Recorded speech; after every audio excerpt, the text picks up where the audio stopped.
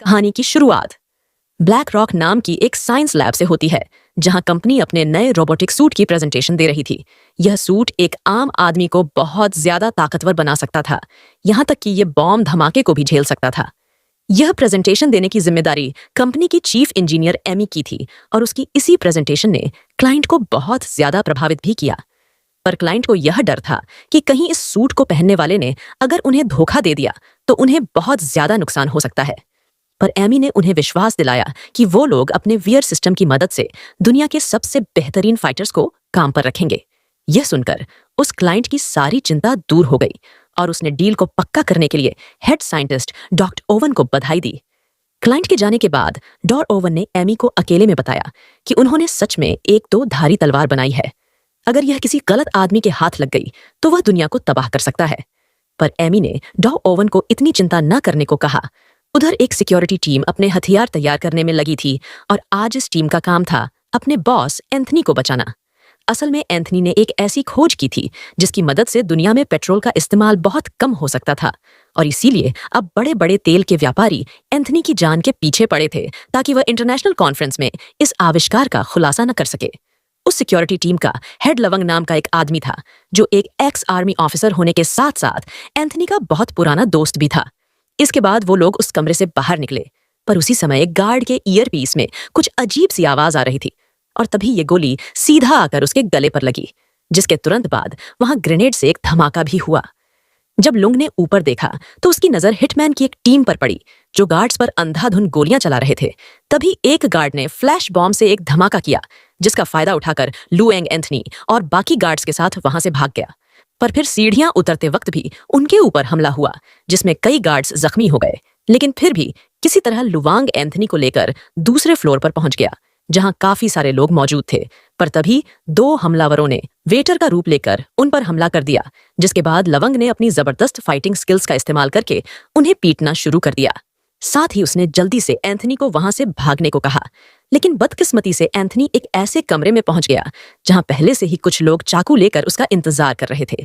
पर एन वक्त पर लवंग भी वहां पहुंच गया, और अपनी काबिलियत से उसने सभी दुश्मनों का काम तमाम कर दिया। इसके बाद भी जब वह एंथनी को लेकर वहां से निकला तो दो और हमलावरों ने उन पर गोलियां चला दी। लवंग ने अपने दिमाग का इस्तेमाल करते हुए उन्हें भी जैसे तैसे हरा दिया। इसके बाद आगे जाकर उसने शीशा तोड़कर एंथनी को एक ब्रिज से धक्का दे दिया। लेकिन इसी बीच एंथनी की एक टांग टूट गई, इसीलिए लवंग को उसे घसीटकर वो ब्रिज पार करवाना पड़ा। उन्हें लग रहा था कि वो बच गए, लेकिन तभी कुछ हिटमैन वहां भी पहुंचकर उन पर गोलियां चलाने लगे, जिसमें से एक गोली सीधा लुवांग की टांग पर लगी। लेकिन जख्मी हालत में भी उसने कई सारे हिटमैन को खत्म कर दिया। फिर अचानक से एंथनी का पैर फिसल गया और वो नीचे गिरने ही वाला था। पर ऐन वक्त पर लवंग ने उसका हाथ पकड़ लिया। उधर वो टमस अभी भी उन पर गोलियां चला रहे थे, पर गोलियों की परवाह न करते हुए लवंग ने अपने दोस्त को पकड़े रखा। पर तभी एक हेलीकॉप्टर ने वहां आकर सभी हिटमैन को मारना शुरू कर दिया, और इसी का फायदा उठाकर लवंग ने भी एंथनी को ऊपर खींच लिया। अपने जख्मों के चलते अगले कुछ हफ्तों तक लुंग अपने घर पर ही अपनी बेटी फैंग और बीवी के साथ समय बिता रहा था, और उसे अपने परिवार के साथ अच्छा भी लग रहा था कि तभी एक दिन उसकी बीवी ने कहा कि लुवांग को रिटायरमेंट ले लेनी चाहिए। पर लुवांग अब भी इसके लिए तैयार नहीं था। उसी वक्त अचानक घर की घंटी बजी, और जैसे ही उसकी बीवी दरवाजा खोलने लगी तो उसका सामना उसी हिटमैन की टीम से हुआ जिसने एंथनी पर हमला किया था। थोड़ी देर बाद लुवांग की बीवी अपने हाथ में एक बॉम्ब लेकर आई, जो उसके गले में बंधा हुआ था। लुवांग अपनी बीवी को बचाना तो चाहता था, पर उसके पास समय बहुत ही कम था, इसलिए उसकी बीवी ने खुद को बाथरूम में बंद कर लिया। पर अपनी मां को ऐसी हालत में देखकर फैंग तुरंत ही बाथरूम की ओर भागी।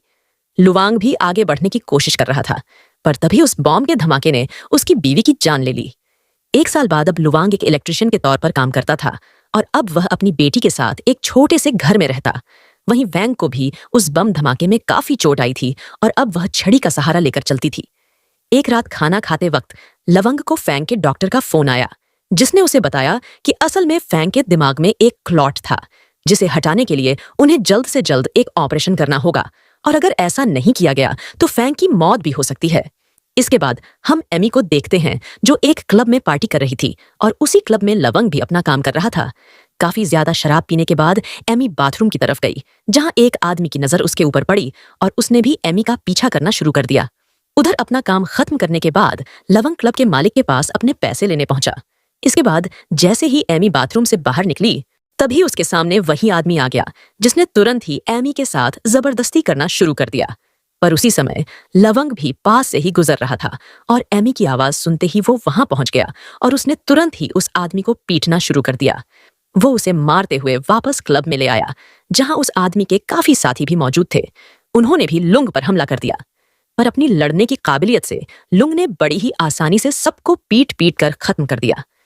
पर फिर एक आदमी को मारते हुए अचानक से लुंग को अपनी पत्नी का चेहरा याद आ गया, जिसके बाद उसके सर में बहुत तेज दर्द होने लग गया और फिर वह इसी दर्द में क्लब से बाहर आ गया, जहां उसने किसी तरह से अपनी दवाई खाई और फिर वह वहां से चुपचाप चला गया। अगली सुबह लवंग वापस अपने काम पर चला गया, लेकिन जब बाद में वह घर लौटा तो उसने देखा कि उसके घर का ताला पहले ही खुला हुआ था। लवंग तुरंत ही चौकन्ना हो गया, पर जैसे ही वह फैंग के कमरे में गया तो उसने देखा कि एमी फैंग को एक कहानी सुना रही थी, जिसके बाद लुंग ने एमी को थैंक्स भी कहा, क्योंकि पिछले कई दिनों से फैंग बहुत ज्यादा उदास थी और एमी से मिलने के बाद से वो काफी खुश हो गई थी। मगर एमी को यह समझ नहीं आ रहा था कि आखिर लुवांग जैसा इतना काबिल आदमी ऐसी बेकार से जिंदगी क्यों जी रहा है। लुंग का कहना था कि मुझे इस सब के अलावा और कुछ नहीं आता, पर एमी चाहती थी कि वह उसकी कंपनी के लिए सिक्योरिटी हेड का काम करे, जिसके लिए लवंग ने साफ इनकार कर दिया। पर फिर भी एमी ने उसे एक बार फिर से सोचने को कहा और साथ ही उसने अपना कार्ड भी वहां छोड़ दिया, ताकि अगर लुंग का मन बदले तो वो उसे कॉल कर सके।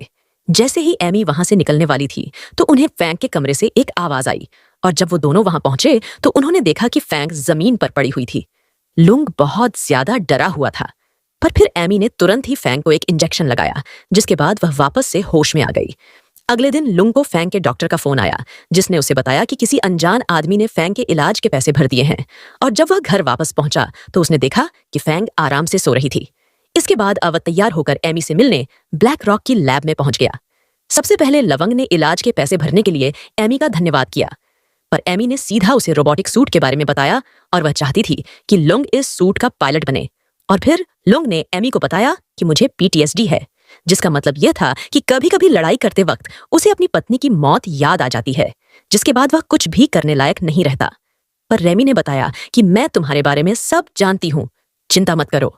इसके बाद लुवांग 3 और आदमियों के साथ वीआर मशीन पर बैठा, जिसके शुरू होते ही वह एक शिपिंग यार्ड में पहुंच गया, जहां उसे कई सारे दुश्मनों के बीच से एक औरत को बचाना था। लुवांग ने तुरंत ही एक एक करके सभी आदमियों को मारना शुरू कर दिया और सभी से लड़ते हुए वह एक कमरे में पहुंचा, जहां काफी सारे आदमी उसका इंतजार कर रहे थे। पर लुंग ने अपनी ताकत से उन सभी को भी हरा दिया। पर तभी उसकी नजर वहां मौजूद उस औरत पर पड़ी, जिसकी शक्ल हूबहू उसकी पत्नी की तरह थी। उसे देखते ही लुंग के सर में जबरदस्त दर्द हो गया, जिसके बाद वह झटके से मशीन से उठ खड़ा हुआ। अब लुंग वहां से जाना चाहता था और इसीलिए वह चिल्ला चिल्ला कर दरवाजा खोलने को कहने लगा, लेकिन तभी वहां एक बहुत बड़ा धमाका हुआ, जिसके बाद कुछ टमस ने वहां कर अंधाधुंध गोलियां चलानी शुरू कर दी। पर किसी तरह उनसे बचते हुए लुवांग वहां से बाहर आ गया, जिसके बाद हिटमैन के लीडर ने लैब में बॉम्ब लगाकर उसे उड़ा दिया। इधर लंग हैंग को काफी चोट आई थी, लेकिन फिर भी उसने बिना शोर मचाए अकेले ही अपनी मरहम पट्टी की। उधर हमलावरों ने लैब में घुसकर सभी साइंटिस्ट को बंदी बना लिया था और जब लुंग बाहर आया तो उसकी नजर लाशों पर पड़ी, जिसके बाद उसने बंदूक उठाकर उन हमलावरों के पीछे जाने का फैसला किया। और जैसे ही वह कैमरा रूम में पहुंचा तो ने देखा कि हमलावरों ने सभी को कैदी बना रखा था, जिसमें एमी और डॉर ओवेन भी मौजूद थे। इसके बाद लीडर ने डॉर ओवेन को पकड़कर बताया कि वह वहां पावर कोर हासिल करने आया था, जिसे देने से डॉक्टर ओवेन ने साफ इनकार कर दिया। इससे गुस्सा होकर लीडर ने बाकी 2 साइंटिस्ट को गोली मार दी। यह देखकर आखिरकार डॉक्टर ओवन उसे पावर कोर देने के लिए तैयार हो गए। उधर एक हिटमैन ने लुंग को पकड़ लिया था, पर अपनी रफ्तार का इस्तेमाल करके लुंग ने तुरंत ही उस पर हमला कर दिया। पर जैसे ही लीडर को गोली की आवाज आई तो उसने हिटमैन से इस बारे में पूछा, जिसके जवाब में हिटमैन ने उसे सब कुछ सही होने की खबर दी, पर असल में लुयांग ने उसे अपना कैदी बना रखा था। उधर इस मौके का फायदा उठाकर डॉक्टर ओवन ने सेल्फ डिस्ट्रक्ट मोड ऑन कर दिया, जिससे गुस्सा होकर लीडर ने उन्हें भी गोली मार दी। लेकिन अब लीडर को यह नहीं पता था कि आखिर वह उसे बंद कैसे करे, इसलिए उसने सोचा कि सभी को मारकर यहां से निकल जाना चाहिए।